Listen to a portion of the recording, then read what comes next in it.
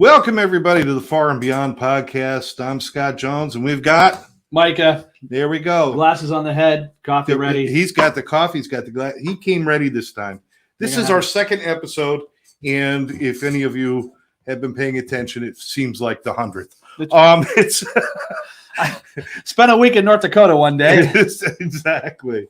I got to tell you guys that Mike and I, we just spent we thought we had a lot of time before the show started, and for a half hour we just talked about nonsense, and we could have kept going.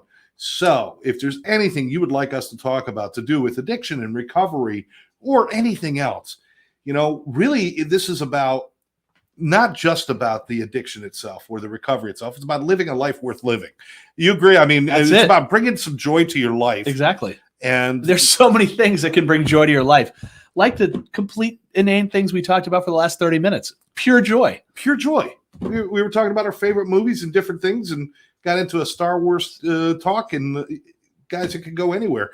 But are you finding the joy that you can have in your life? And I'm telling you, if you're still stuck in the mental health addiction kind of merry-go-round there, it's time to get off. It's time to get some help. So before we go any further, I want to tell everybody, if you or somebody you love is having an issue, depression, anxiety, drug addiction, alcoholism, get help today. Micah, it's not like the old days. We can't wait. If somebody needs help, it's got to be now. If someone's ready and it's a now thing. There's the soft landing, as they say, the come down for breakfast. That can be one opportunity too late. We're in a different world now.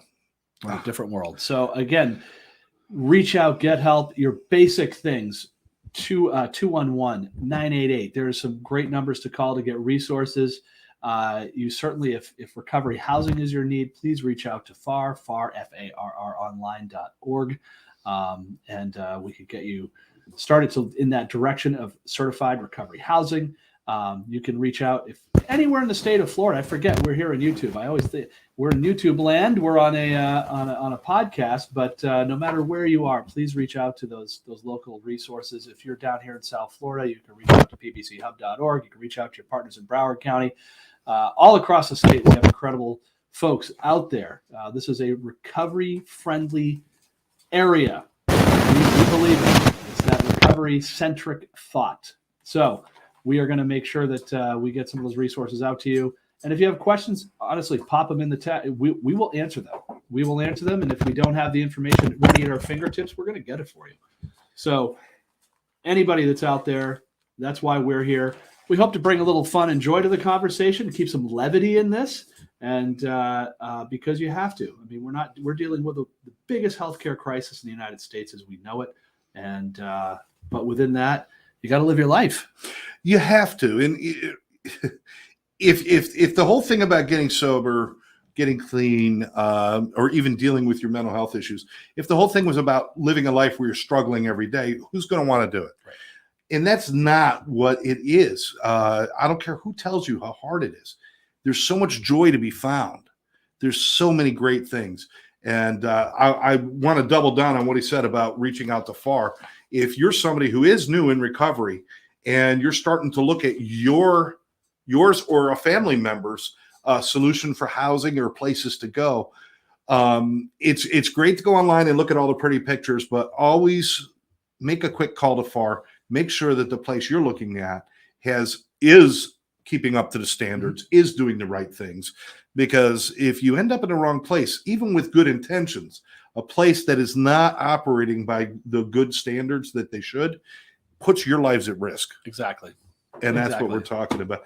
We're going to have some fun today, so please join us. Lucas is here. My man, Lucas. Hello. What's up, brother? He's a friend of mine from the neighborhood. Good kid. The hood. Kid. Oh, yeah, he's from the hood. Lucas from the hood. Yes.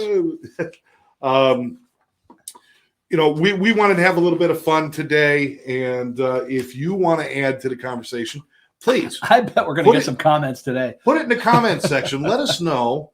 We're going to talk about movies about addictions and recovery. Yes. Whether it's a cautionary tale or it's about the recovery. Right. Either one. More cautionary tales. Yeah, lots of cautionary tale movies. Or songs. Yeah. Or songs about that. We might even talk about some celebrities who are open with their recovery. Thank God. Mm-hmm.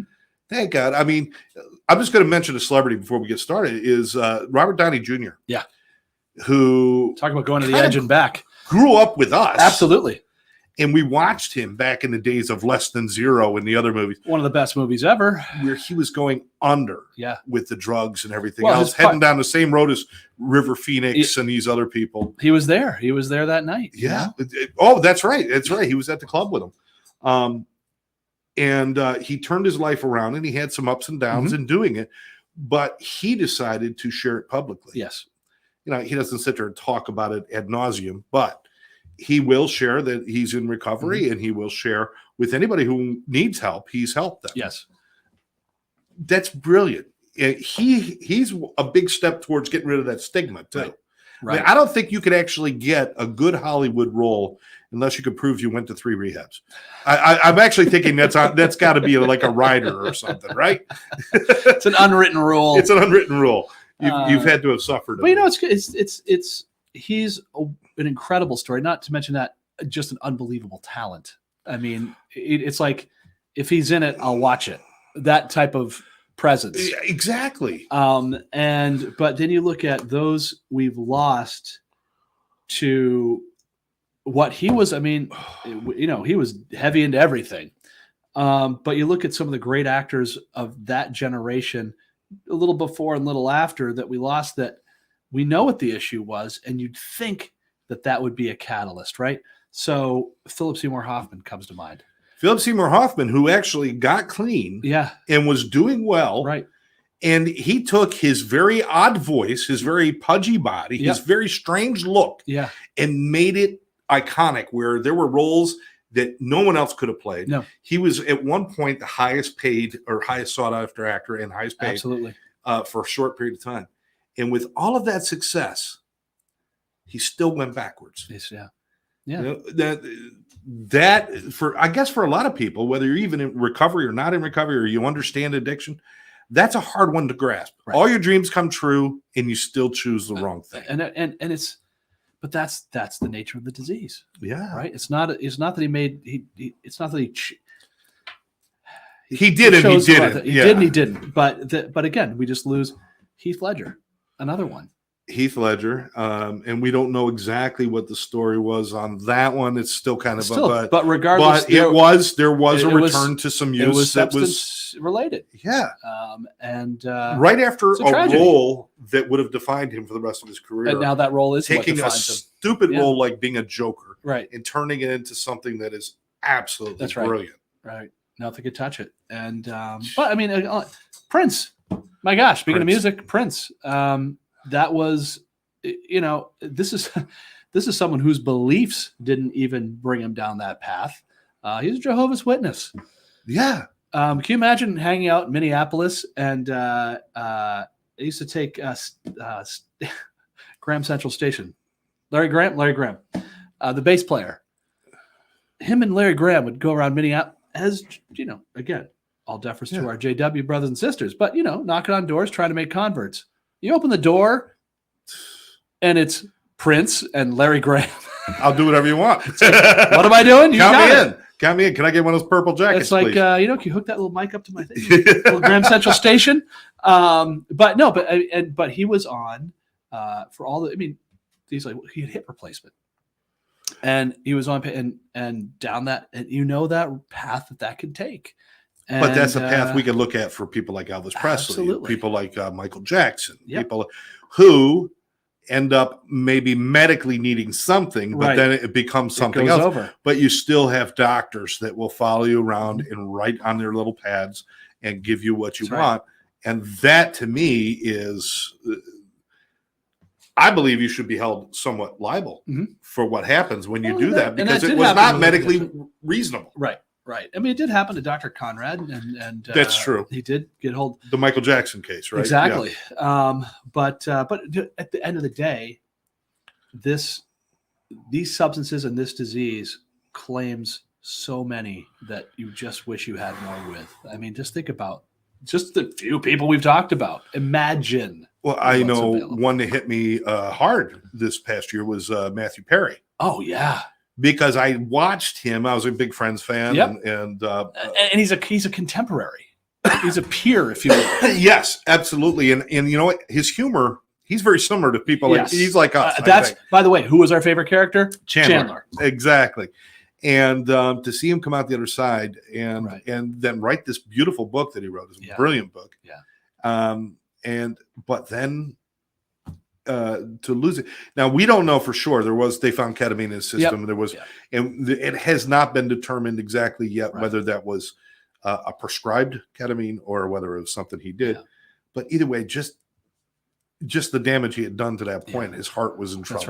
That's right. So I mean, we just so many people that we lose. But Brilliant, talented people. It's one of those. It's a tragic irony, but we at least got his story before we lost him.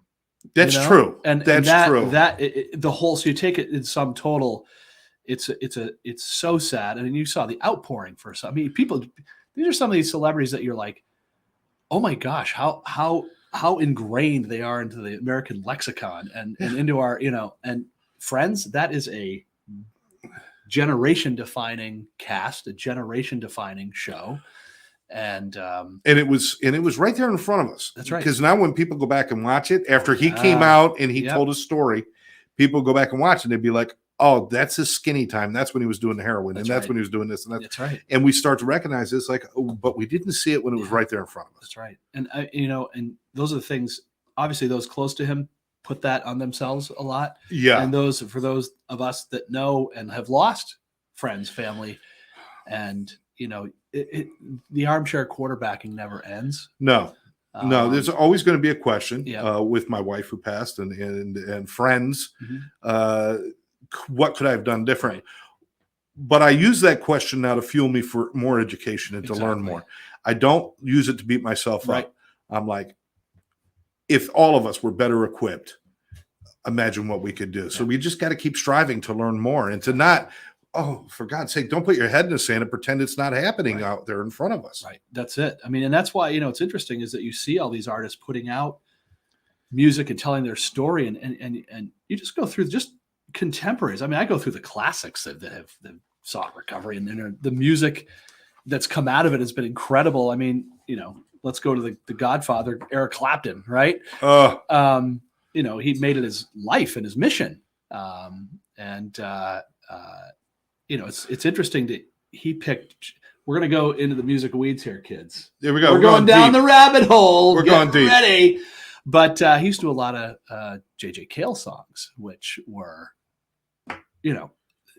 Cocaine, which was a classic. Yeah. The No-No song, which Clapton did, but Ringo did, and they were all buddies, right? I think Waylon helped Ringo with that one. I think it was during a drunken stupor they wrote that one. That's right. So these are all songs that kind of talk about that time in their lives. But that whole, of course, I think there was a day in 1978. I think that there was no cocaine on the planet. Because I think Mick Fleetwood, Ringo Starr, Joe Walsh, and Eric Clapton were in a room, and it was all gone. It just they did it all. It was there was nothing else. There was nothing else to do. I think Ace Frehley was banging on the door, but it was all gone. It was none left for anybody else. But the day the coke all went away. But all you think about those. Those are, these are legendary artists of that ilk. They're still with us and still promoting that message and getting beyond the day the kilo died. That you're talking That's another about. Song right there. We're gonna have a hit. We're gonna have most of the people in that room moved into a recovery lifestyle. That was it. I think and pretty much all of them, I guess. That's right. But they've all embraced it in a sense that it did not make them retreat from music. It brought them further into the music. Pulled them right in. I think we have them now because of it. You watch Eric Clapton in the song Tears in Heaven. Yeah. I'm just start. Here come the tears. Yeah, Tears in Heaven. Now he's in recovery from his addictions. And his son tragically died in an accident where he fell from a balcony at their New York apartment and fell to his death. Many floors. I forgot how many, 13 or something. Yeah. But Eric Clapton, instead of retreating into addiction, which certainly no one would look at it and say, I don't get that. Right. We would understand. Right. He put pen to paper and used the music, used his strength. Yeah. And in that wrote probably one of the most poignant and beautiful songs ever written. Ever. And it was his biggest song ever. I mean, he's had hit after hit after hit. That towers over all of them. It does. And you can't listen to it. If you have just a little bit of a context about why that was written, you can't listen to that without feeling every moment of that song. And that's the beautiful thing about recovery, Micah, is it's people don't come out. I think people think, well, I don't want to go into recovery, become one of those zombie sober people. Right. You're a zombie when you're out there doing that shit. Right. When you're sober, you become an individual. You become more of an artist, more of a person, more of a lover, more of everything. You might even find that voice that has been, you think it was being expressed, but really it's been suppressed, you know? And, Good point. You know, I'll use the playing pool and karaoke example, but, you know, I play pool great when I'm drunk. No, you don't. You think you do. I can only sing. I can only do karaoke if I had a few. Well, maybe because you feel a little loose, but you're not singing any better. You know, but you give someone, and you say, I've seen this, you've seen this. You give someone who's found their self again, and they find their voice again, and the talent that has been wrapped up inside of people is getting released, and they're getting a chance to release it. It's a gift to the world. And absolutely amazing. You know, you think about even our big, we'll go back to this cavalcade of stars that we have here, but think recently, Ariana Grande, Pink, Eminem. Sadly, we lost him, but the music he was creating was telling his cry for help. Mac Miller. You know, these contemporary, yeah. But those are still with us. Those aren't. But I mean, all three of the artists all have songs called "Sober." Add Demi Lovato to that. Demi Lovato, Sober, that's her song. well. I mean, that's her big thing. Excuse me, Ariana Grande was more on the behavioral health side, but Demi Lovato was sober. Pink is sober. Eminem sober. That's the whole album, I believe. But you know, that whole arc, and then if you think about it, they've been influenced by other artists that have found that as well. Elton John is one of the most, talk about public story of his own journey. Absolutely. Elton John has been in recovery for I think it's 38, 40 years. It's decades. I've got, of course, I did my research. I've got it here in front of me. Elton John, he had 31 years in 2021, so he's up to 34, 35 now. Yeah. He's right in that area. Yeah. Huge move. He helped Eminem. Oh, yeah. He was one of the ones that, you know, it just like Mel Gibson was sober, right? Stepped in to help the guy we talked about, Robert Downey. Yeah. Then Mel Gibson fell off the wagon. Yep. Guess who showed up at his doorstep? Robert Downey showed up to help him. That's right. And it was beautiful. But yeah, Elton John was he was one of the first ones to truly embrace that. Yeah. I mean, it's kind of like I call it the big four: Ringo, Joe Walsh, Clapton, and Elton. Joe Walsh. Ringo is now at 35 years. Joe Walsh from the Eagles and the James Gang.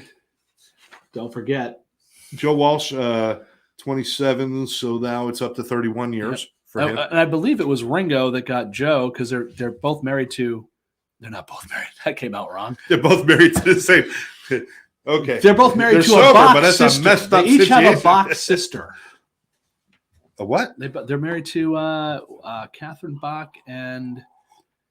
Anyways, I thought you said a box sister. I'm like, what do you put your sister in a box and you marry her? I don't know. Go Ringo. Welcome to Tennessee, folks. Yeah, that's right. No, I'm from Maine. Yeah, fits there too. But anyway, just great people. You know, got another one that's one of the music guys who's got one of the longest stretches of sobriety. Think music. Who would it be? One of the longest stretches in music. Trying to think. Now, so many. About 44 years. 44 years. Because we already talked Clapton. Phil. No, he's sober. This is the one you would never think of. Who hit me? Alice Cooper. Oh, Alice Cooper. Oh, my gosh. I didn't even realize that Alice Cooper is one of those guys that, you forget he's in recovery because he's been like on that path for so long. Exactly. And what Like, he did was his he said, career of use was like a blip compared to his not use. and it didn't change his artistry. Not at all. He's next level genius on many fronts. Absolutely. Quote from Alice Cooper says, "I didn't realize I was an alcoholic until I realized it wasn't fun anymore. It was now medicine." That's right. He took it so he wouldn't get sick. He used it so he wouldn't get sick. As far as actors are concerned, Anthony Hopkins is one of the longest running sober people at 48 or 49 years. Remember, at this point. he was one of the last of the call it the carousers generation. Oliver Reed, Peter O'Toole, Richard Harris. I mean, these guys were. It's terrible. Robert Shaw.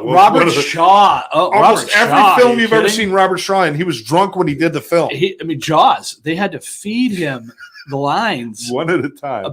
But he was. Remember, there was a point in this. He had like a 19-minute where he literally gave the background to the whole part. Like the story he told was more horrifying than the shark because it gave the USS Indianapolis. Yes.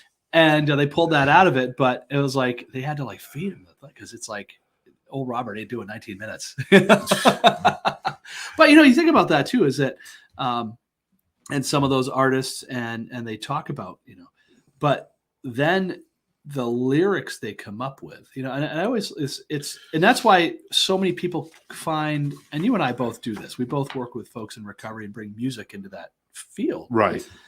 And not because we're therapists by training, trade, or degree, but we know the value that it has in the individual, right? And they have that experience they have with music, what it tells them.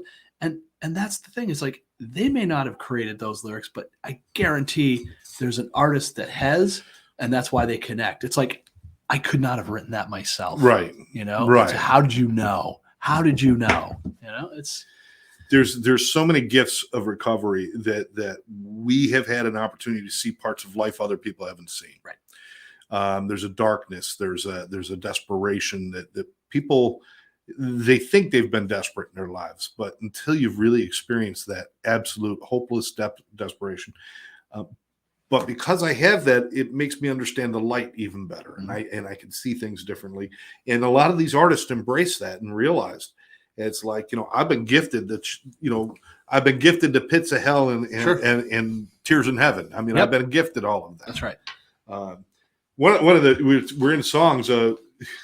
One of the most ironic songs probably ever is the song "Rehab" by Amy Winehouse. Right? Was that the most ironic? Ironic and tragic and everything, and also brilliant all in one. I mean, speaking of an artist that was, and here's this even sadder part of that is another artist that was really trying to get to the other side. And people don't realize how dangerous detoxing from alcohol is. I mean, that's really, it's the number one. It's deadly.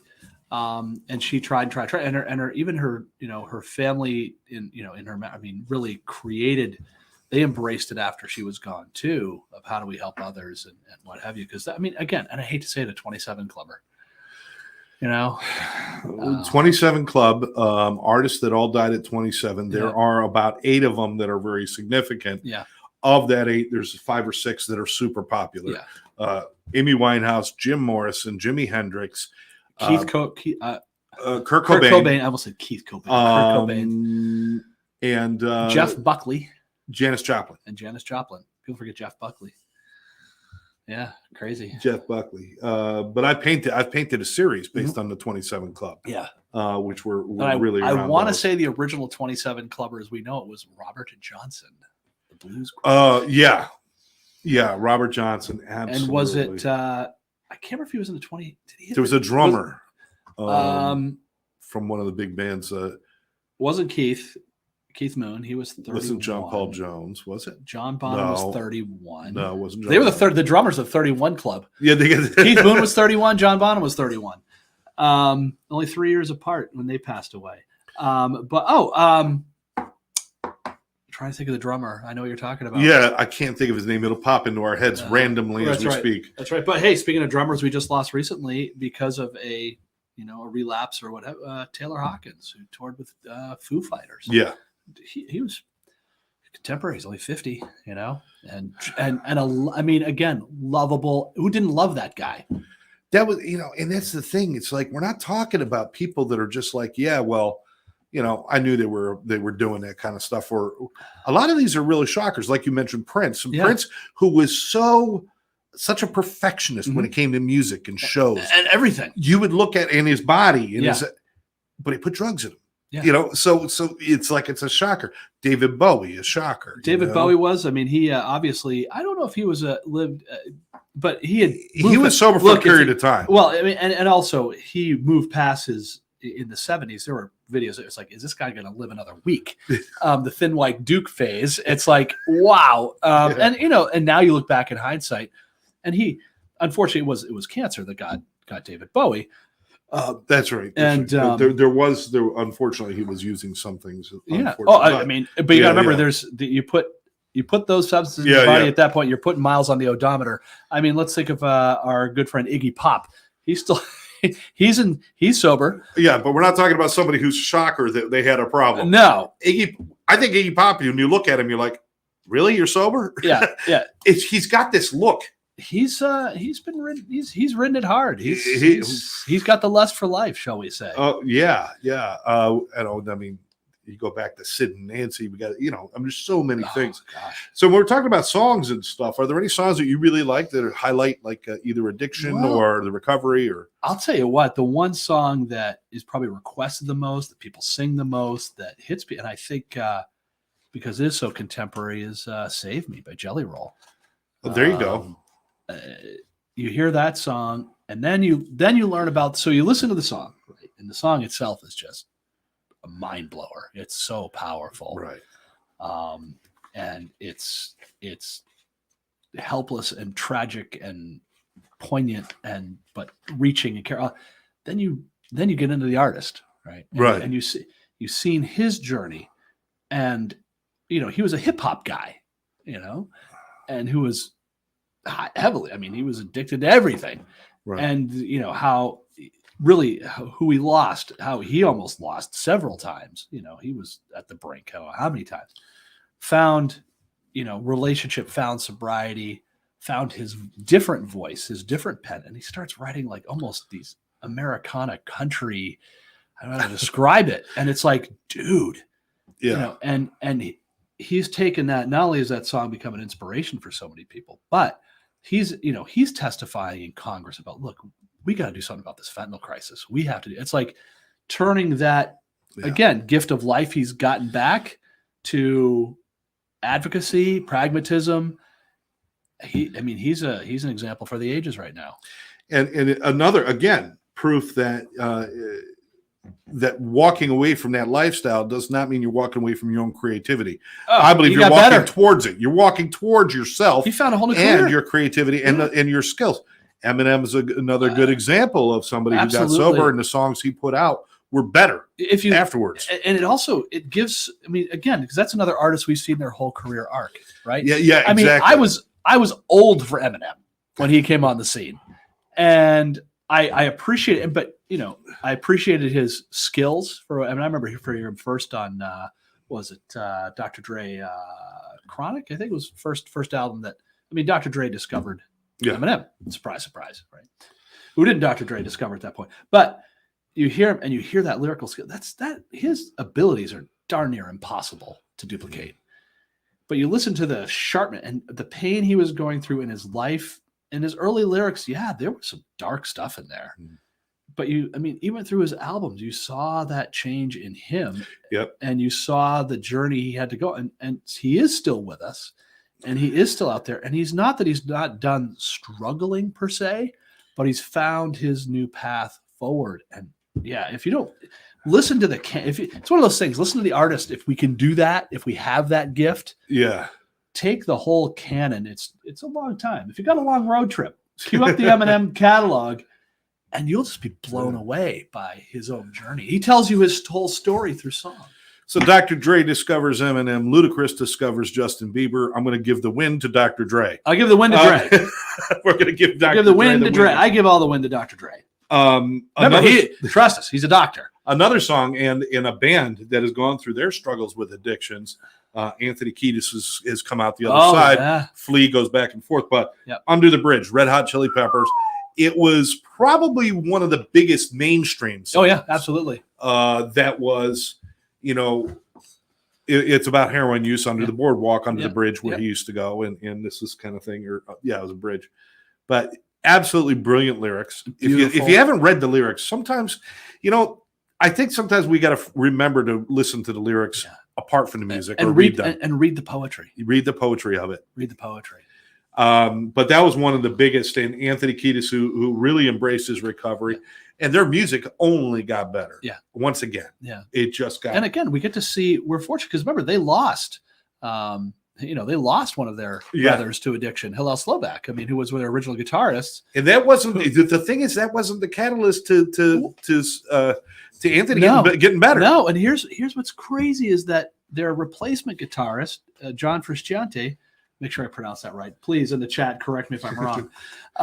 But he was someone who then became like his whole thing was, I don't want that to happen to me, and he wound up getting addicted and going down that path. And they also everybody. I mean, it's a brilliant band, and to hear their stories and how and also you got to look at the environmental context too, out of LA and that era. People forget that the Chili Peppers came on the scene the same time as the big metal hair bands were coming in. In LA as well, and they were going on this whole nother track. They created this kind of mishmash of different styles, funk and rock and funk and little punk, funk and punk, punk. They worshiped rock. Stevie Wonder and Black Flag at the same time. It was incredible. Yeah, so much talent. Another song that a lot of people don't remember, it goes back a long time, is Neil Young's Damaged Needle and the Damaged Gun. And that was so poignant because it was also a Vietnam song. Yeah. But it was really pointing towards, do you realize how many people went over to Vietnam? Oh, that's it. Came back addicted. That was really what we're talking about. Let's flip it right to film, shall we? Do it. French Connection. There you go. So remember, good old Popeye Doyle. You ever pick your toes on what's the line here? Pick your toes in Poughkeepsie. Yes. But remember, French Connection, that was 71, I think. And 71, 72. But that touched on that entire era of that, that infusion of heroin into the mainstream, because these were mainstream guys coming back with addictions that never would have happened here for a lot of these guys, because the access, you got to remember too, there were guys trafficking heroin in body bags and stuff. I mean, it was horrific. And that was like the first big, you track that era, and there's a lot of films in that era that, not the new school, but there was great directors and from say The Godfather through I'm trying to think of it was kind of the next step. They had the golden age. They had the golden age of cinema. Then they had, so that would have been. There was a lot of exploitation movies going on. But Midnight Cowboy with Dustin Hoffman and John Voight. Talk about the entire.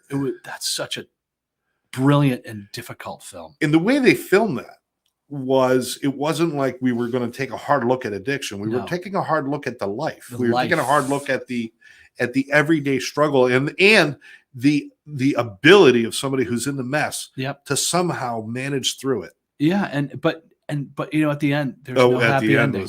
There's no, you got to love it when they don't leave you. I still love that song. The resolution. Oh yeah. Everybody's talking at me. Harry Nilsson. You just had the films of that era did, like, again, even things like Dirty Harry, right? All right. Same era, same time frame. Really was. And if you look at that, who's he going out? He's busting, drug dealers and junkies and this and that and everything else. Well, it was a more extreme rebuttal to it, but it was, all those things are filmed. That was the San Francisco scene. How much was trafficked through San Francisco at that era? It was a dark time. It really was. It was that hangover from. Well, think about it. The 60s, we take the music from the 60s, and you had, really that sort of exploration time. It was the experimentation time. Marijuana in the early part of the decade was still legal. Hallucinogenics were legal. I mean, we can go into the tinfoil hat stuff and talk CAA things, whatever. We're not going to go there. But next show, if you listen to the we'll music, wear our hats. We'll wear our hats. We've listened to the music, Yeah. right? You knew when Bob Dylan started smoking grass. You know when the Beatles started start smoking with Bob Dylan. Hello, Norwegian. Oh shit! They brought a sitar. They're high again. They're high. Good old George. Do you remember George wrote all this good stuff? But they were using that as a catalyst for, and the idea was that mind exploration, that mind expansion. And you were talking early stages of it. It didn't get dark until a little later. When you talk about musicians and the dark side, you have to go back to the jazz age. You have to go back to, Coltrane's heroin addiction, Bird's heroin addiction, Billie Holiday's heroin addiction, Miles Davis heroin addiction. All those, Titans, genius, Chet Baker, the trumpet player. Go with Ray Charles. Back in that time. All that same. Yeah. Post-war, but that, and we lost. And we want to talk a canon of pure genius. You're not going to find a more genius section of pure American music than that. People always talk about like the great rock and roll stuff. It's like, without that, none of this happens. That launched it. And again, in the blues era, all those great blues artists that were in that era. So this is not a new thing. Yeah. And those things there, that was like that first wave of what the heroin in our country did. I get to listen to interviews or look at interviews with any rock and rollers from the 50s and 60s and ask who was your influence. To a T, almost every single one of those musicians, the Beatles, Elvis, all those people, anybody who was big in music, it always went back to some blues guy. It was always back to some blues guy. Sometimes you heard of him, sometimes you never heard of him. But that's idea. Where it was all born, right? Like, well, I love Big Bill Brunzi. Who? Yeah. Potbelly Pete used to love him. That's right. These guys were like, and that's interesting too. But some of that was emulated. Then they wound up on their own sort of addiction journey, which is I wouldn't say ironic. It's more coincidental. Yeah. And but I think some of that comes out of that. And by the way, we're just spitballing here. We're having fun, but this is how we think about stuff. Yeah. But that 60s mind expansion, and then people saw, wow, this is a creative. It's fueling my creativity. And then you have sort of cautionary tales that did come out the other side. But think of someone like Brian Wilson, who talk about a complete musical genius. Yeah. Beach Boys. If you don't, not sure. Brian Wilson, pick up Smiley Smile, and just peel the Pet Sounds. Maybe one of the best albums ever. Look, I'm going to get stones thrown at me, but if it wasn't for Pet Sounds, there's no Sgt. Pepper. And quite frankly, if you listen top to bottom, Pet Sounds is a better record than Sgt. Pepper. Wow. But then there's the White Album. Anyways, that's a lot. That's and three, Crickets. That's 3 shows that we can go into. But now on the flip side, and Brian Wilson also was less, but also for mental health. He has his struggle with mental health his whole life. Yeah. And it was crushing for him. He disappeared from public view and dealt with. He's a wonderful tale to talk about that has come out on the other side. But you know what? It took a long time, decades, and people are like, well, but he was a star, and he was this, and he was that. Listen, Jimmy Buffett was a star. Yep. God bless. I love Jimmy Buffett. I'm still not. I'm never. And this isn't about mental health or addiction. Yeah. Jimmy Buffett was probably about as solid as you get. Yep. But he enjoyed every bit of his career. Yes, and every bit of his life. Even when he had a little bit of a hardship, he had people around him, and it was not a big deal. And he had really kind of focused in on, this is the kind of life I want to live. And he lived that life. That's right. He was very happy. Brian Wilson, if you go throughout his career, it started huge, and then the turmoil started. And that turmoil went for decades. That's right. All kinds of turmoil where, yes, he was huge. Yes, he was big. But there was all this infighting and hatred and anger and jealousy and this and that and addictions on top of that. He wasn't actually being able to live the life he could have with his talent. That's right. And he was afraid of it because his talent, people don't even realize how talented this guy is. Sometimes it's hard because there's so many people on stage you're not realizing where a lot of it's coming from. All of it came from him. Yeah. every single bit of it, every part, every arrangement. Remember the Beach Boys, there's the Beach Boys, except for singing, they didn't play an instrument on those records. It was Brian directing the Wrecking Crew at Capitol Records. I mean, he's like, my band can't play these things. And then they'd have a touring band behind them. They'd sort of pluck along on whatever's unplugged on stage. But Dennis Wilson could play drums a little bit. But you probably know this, but when they recorded Good Vibrations, it was the highest cost to record a song in history at that time. That's right. Because it took so long to put that brilliant, listen to Good Vibrations and listen to all the pieces and parts. I'm going to get thrown more rocks again. In my opinion, it's the most perfect pop song ever created. It's not quite "Oops, I Did It Again" by Britney Spears. But we'll call listen to the whole thing, and you're like, and again, people are like, what are you talking about? It's like, if you get it, you get it. And trust me, I'm a Beatles fanatic. Yeah, he is. But, I think there's a point for about 6 months of my life, I thought I was Paul McCartney. But there you go. But you talk about these, but that towards you can't. Again, this is why we're talking about this today. We're barely touching the films. We got to get into this. Let's get to some films. Well, we can get into some films, certainly. Now, there are films that I regret that were made, only because it really kind of gave an acceptable the movie Arthur. Oh yes, with Dudley Moore, and speaking about the lovable drunk, it creates that lovable drunk character. He's got all the money in the world. Yep. He doesn't lose his money. He doesn't get hurt. He still gets the girl he loves. All the things that don't happen when you drink like that. Right. And although I understand comedy's comedy and you have to take it apart from the real world, it really, it's almost bothersome to me. Yeah. I don't mind it if we make, let's do another Arthur movie and let's tell the truth about what happens. Yeah. And we don't have to look far for somebody with a lot of money and a lot of potential and watch them lose it all. Right. We don't have to look far. Right. So that one, when they have movies like that, where it's like, everything's cool in the gang for me to blaze up, shoot up, drink up, whatever it is. Yeah.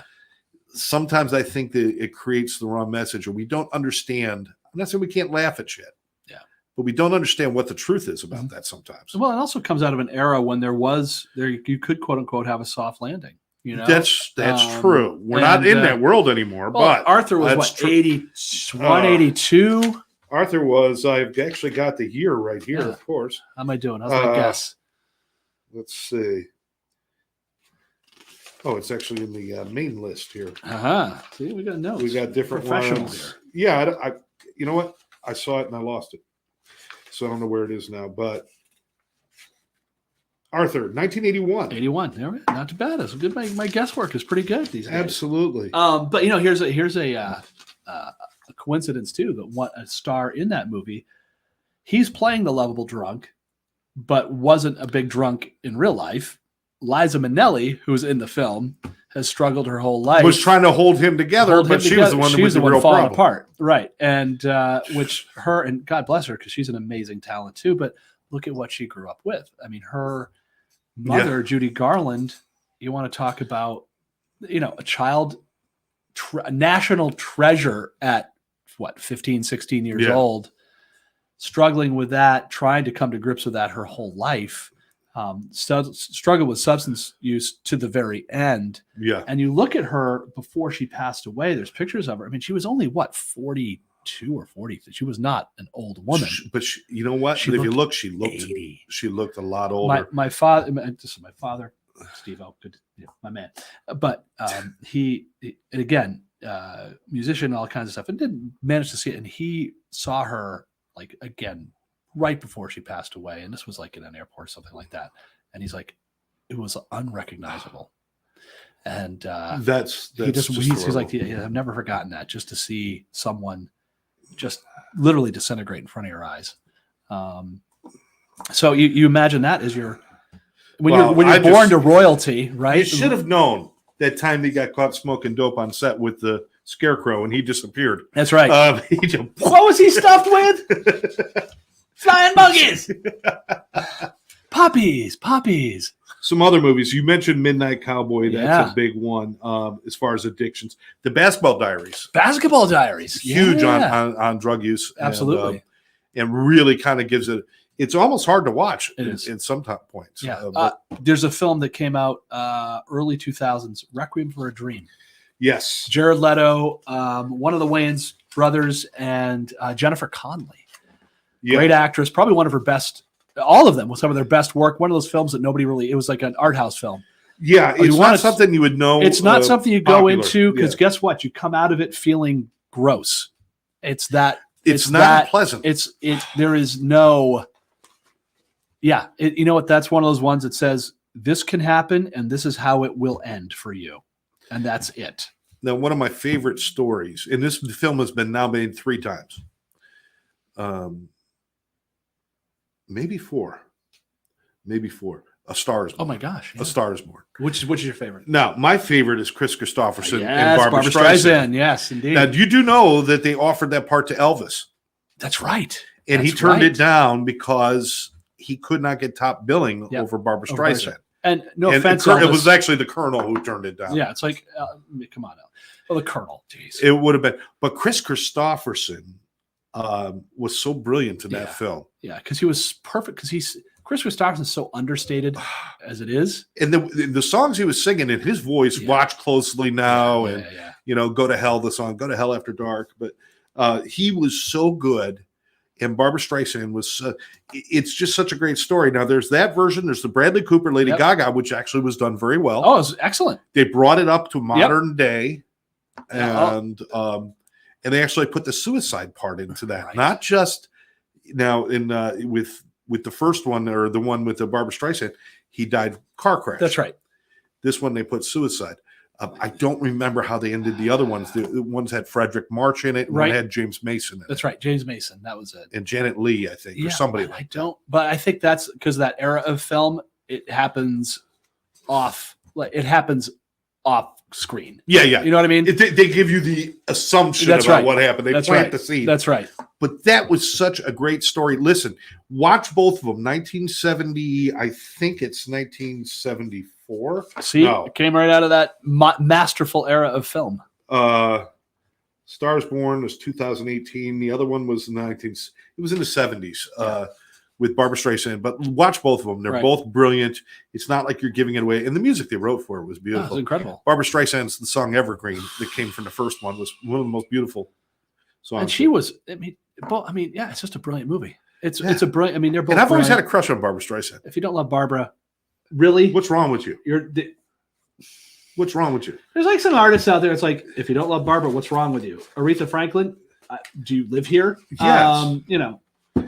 Let's see.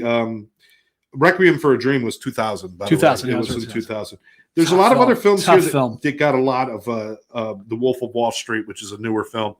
Really shows not just the addiction to the drugs and everything else, but the addiction to the entire lifestyle. The whole power. Sex, money, drugs. It was a great, it took, because the film Wall Street was brilliant. Same thing. Same idea, same concept, of course. I love Wall Street all the way up until the end when they ask what's his name? The kid. Charlie Sheen. Yeah. Charlie Sheen. When he has to cry at the end. Yeah. That was the worst crying I've ever seen. Yeah. Not at the end when he got arrested. Yeah. He didn't quite nail it there. He did not cry well. No. The director should have said, okay, don't cry, just look sad, because he was trying to force cry. I wanted to cry watching him try to cry. I got to go back and watch it again because I want to see if he's trying to act it or he's trying to act it that he literally cannot find that emotional button in himself. When he got arrested at his firm, when they're walking him through, he's making his face, and it looks so hard like he's trying to create a tear that he probably soiled himself. He tried so hard. But that's anyway. That's another great Oliver Stone film. Great film. Great film. But if you take that and I'll flip that up, remember that was about it's so interesting how these are reflective of the era too. So that was really the insider trading, not the 80s, go yuppie 80s. Greed is good, right? Greed, for lack of a better word, right, is good. Right. Michael Douglas, God, he was good in that. He had a run for about 7 years that you couldn't touch him. Jewel of the Nile, I forgot about Jewel of the Nile. Romancing the Stone, Wall Street. What else? Black Rain. Very good. Great film. He was he was a lawyer or a judge in one movie. Something about they were killing people.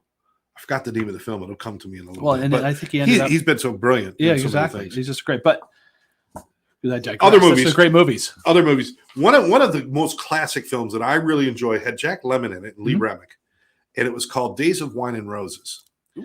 And it was about this couple, and he was in love with this woman, Lee Remick, and she was an alcoholic, and how he tried everything to make everything okay. Right. And it was just sad to watch as he falls apart trying to help her. Right. And that was just talk about telling the a Days story. of Wine and Roses. Great black and white film. If it's Jack Lemmon, well, yeah, you can't go wrong. And Lee Remick, forget about it. So it's a brilliant. It's the kind of movie. It's almost like 12 Angry Men.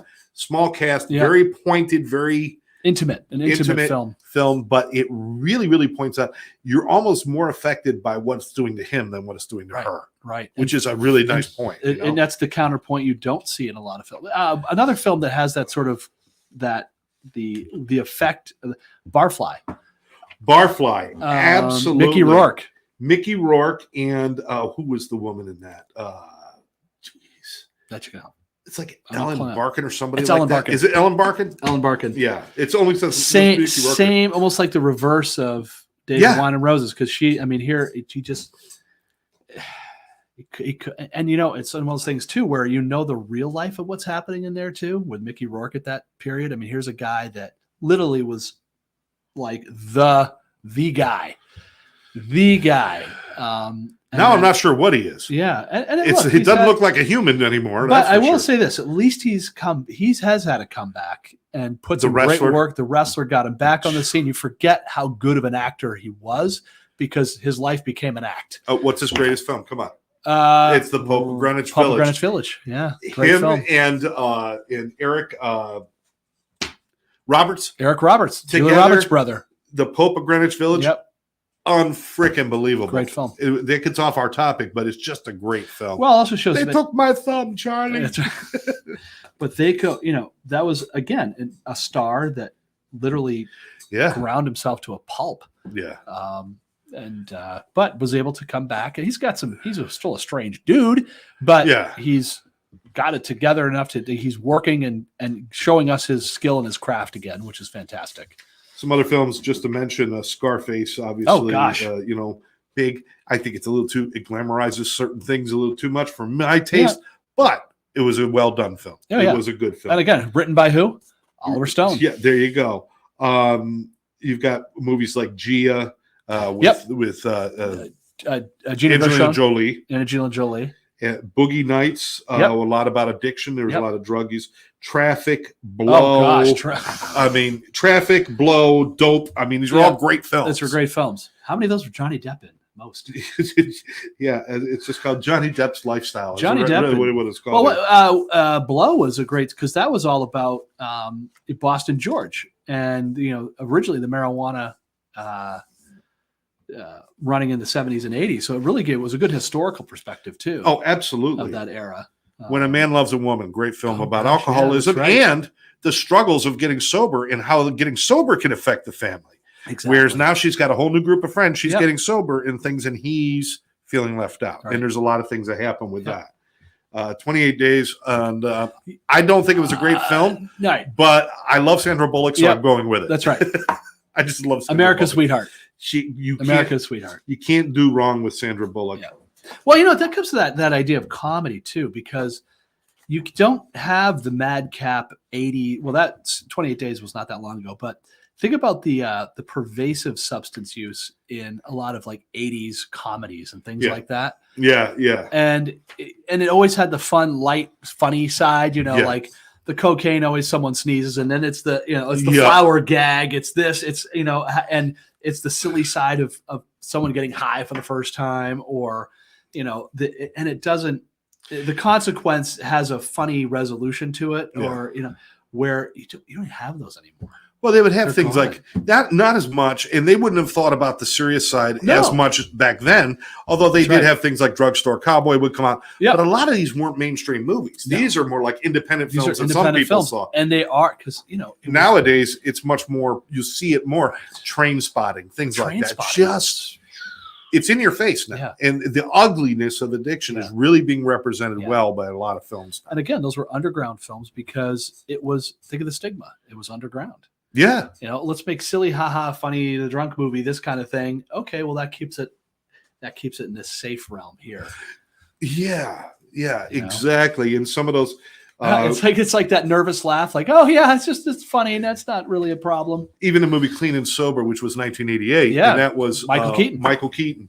And Michael Keaton could give you serious moments, but overall, you still want to smile with the guy. And so he put a clean edge on a difficult thing. He did. But it did start to lean a little bit towards some of the problems. Well, and I think he was a good actor to do it because he probably was the right one. You know, people forget he took that break and came back and just as genius as ever, right? But you know, you look at when he kind of that 80s when he came up and was brilliant, and he did that film. You know, you look at who they had to get that start change, like you said, that's changing a little bit over, but not quite all the way. He was perfect for that. I give Michael Keaton a lot of credit for reinventing himself so many times. Yeah. When he did Mr. Mommy came out, I think everybody wanted something slapstick to come out of him. That's right. And he was brilliant at it. Yep. But it wasn't until later we got to see some of his more serious stuff. Yeah. And he plays a great villain. Yeah. He does a lot of great stuff. The movie where he's the actor who used to play the bird. What the hell was that called? He won the Oscar for it. Yeah, it was brilliant. Anybody know? Help us out if you're. I pulled 1981 for Arthur out of my. Brain. It's like, I can't remember. It's a long name. It's a long name for the film. Yeah. He used to play a superhero. Yeah, that's right. Birdman. That was it. Birdman. Yeah, long name. Yeah, Birdman. Birdman. 12 eyes. Birdman. Such a brilliant piece of work. But also speaking about, but he's also somebody who is very, very much doesn't drink, doesn't do drugs, does it very straight and narrow. Right. Well, you look. Let's throw it back to speaking of musical artists too. This is how we ping pong. Woo! It doesn't stop. Like I said, juice boxes and ponies up here. That's all we got. Take Alice Cooper, who then alcohol was his issue, and clean and soap. Well, who discovered Alice Cooper? Frank Zappa. Frank Zappa, legendary non-participant of drugs or alcohol. Cigarettes, which probably caused him to die at 54 years old. Yeah. But he wouldn't even if you were in the band, he's like, you had to be so good. And Zappa, Brian Williams, these are guys, Brian Wilson, these are guys who don't realize, when they look at composers of the 20th century, they're going to be in the top 5. Let me give you another one that people probably would be shocked by, who never drank and never used drugs. Gene Simmons. Gene Simmons and Paul Stanley. I think Paul Stanley actually kind of dabbled a little bit, but never. But no, but not now. But not. I mean, the reason that Peter Criss and Ace Frehley had to leave the band was because of their alcohol and drug use. That's right. But one of the things Gene Simmons says, Kiss, you look at them and you're thinking, this is hard rock and roll. This is rock and roll. And Gene Simmons, I slept with a million girls, and he admits that's just part of his. It's part of the shtick. But he says we act the part, but we don't do the part. Right. You act like you're rock and roll, but you don't do rock and roll. Well, and that's how you make it last a long time. Look, Paul and Gene crafted a wonderful business model back in 1972. They really did. And hit it. And now I'm going back because I love Kiss. Me too. And I'm seeing stuff from and YouTube's amazing. While we're here, we're on it. Yes, amazing. YouTube is amazing. More amazing now with us. So when you go there, check out some early Kiss stuff like Midnight Special, things like that from the mid 70s before they dropped Kiss Alive and things like that. But if you're a Kiss fan, they're a good band. If you're a Kiss fan, I want you to write this down, then cross it out, eat it, burn it, and never think of it again. Kiss meets the Phantom. Don't watch it. Don't look at it. No, it'll make you hate Kiss. Don't do it. But when you go to your local fair, think about Kiss and meets the Phantom because it never mind. It was so horrible. The worst thing ever. I was in the Kiss Army. I've got my original Kiss Army card hanging in the other room. Anymore. I was fortunate that my neighbors growing up were all a little older than me. So, they're doing lip sync. Everybody was, if it was 1977, you were carrying a lightsaber and you had Kiss makeup on. I was in grade school or maybe I was a little kid. I was maybe sixth grade. And we did they had a talent show. Yeah. And me and my friend Bill McClenton and his little brother, I think Tom, and a friend of ours, Danny, we went out as Kiss. Yep. I was Ace Frehley, and Bill was Gene Simpson. Bill had the tongue. Bill had the tongue. Look, and we spit up the blood. We did all that Yeah. stuff, and we got the biggest standing ovation. It was the greatest thing. We did Detroit Rock City. right. It was awesome, but we were disqualified because they told him no blood. He did the blood anyway, so we got disqualified. Best disqualification ever. Right there. But it was awesome. I loved Kiss. We got to wrap up. We do. Oh my gosh. We've gone into our hour, and that's what we do. We do. We'll be back in 2 weeks with another show. See how much fun you can have? Guys, and that's what we're trying to do. We want you to certainly, if you need help with housing or you have any questions about it, get a hold of FARR, FARRonline.com. You can .org, FARRonline.org. That's what I said. .org. That's what I .org. said. You can reach out to me here at the Sober Life Studios. You can leave messages on our show. Mike and I will read those messages. We will answer you. Oh, If I you got to have throw a any shout out. I got to throw. I do it. I got to throw the shout out right now. If you're in Florida watching this, we hope you are. We hope you're everywhere. But if you're in Florida, make sure to call your state representatives and your state senators. You are supporting 988 funding. That's all you got to say. You are in support of 988 funding. 988 is the National Behavioral Health and Suicide Support Hotline. It's here in Florida. It's everywhere. If you need help, it's a great place to start. So it's we're looking for further funding at our state. It's a bill in play right now. Get a hold and call. That's from our friends at Florida Mental Health Advocacy Coalition. Hey, we're FARR, but we help our other friends too. This is a very, very important thing to get behind. Make sure you check it out. But the 988 takes the pressure off of 911 in situations where it's very specialized. It doesn't have to be an emergency with 988. It simply has to be a problem that you want to deal with. So that's a good thing. But anything you'd like us to talk about, any topics you have, any questions you have, or hey, if you want to be a guest on the show, you don't have to come in the studio. You could just be at home and join us. Could be anywhere. We could pipe you in for a 5-minute interview or 10-minute interview, or we'll decide how long we want to keep you on. Yeah, you can have your very own digital box you're sitting in. That's right. You could be whatever you want to be. Dress up as Batman. We'll put you on twice. All right. So Michael Keaton again. There you go. I have so many things I could say right now, and I'm going to keep them here. We're going to keep here. Yeah. Up here with the juice boxes and ponies. That's all we got. I want to thank everybody for joining us. You're watching the FARR Beyond podcast. Make sure that you save this, share this with your friends, subscribe to the channel, and most definitely leave us a comment and like it. We need that. Closing message. Hey, listen to these films. Get the music. Start listening to lyrics. Enjoy it. My gosh, it tells us the stories we need to hear. I wish I had better last words other than let's go live. Come on. And here's my final thought is write some things down. Ooh. Write some things down. If you have been through the muck and the mire of addiction or alcoholism or even mental health, and you found your way to the other side, write a little bit of your story down. You don't have to share it with anybody. Maybe you will. But I want you to see that you carry a message with you. And sometimes until you put it on paper, you don't realize how important that message is. Write it down. And always remember. Hey, I think I have a tagline for us. Good. Because we're far and beyond. Remember this, you're never beyond help. Never. And remember, as I always say, every day, do 2 nice things for yourself, 1 nice thing for somebody else, and you'll never go wrong. I'm Scott. Micah. We'll catch you next time right here on the FARR and Beyond podcast. And beyond.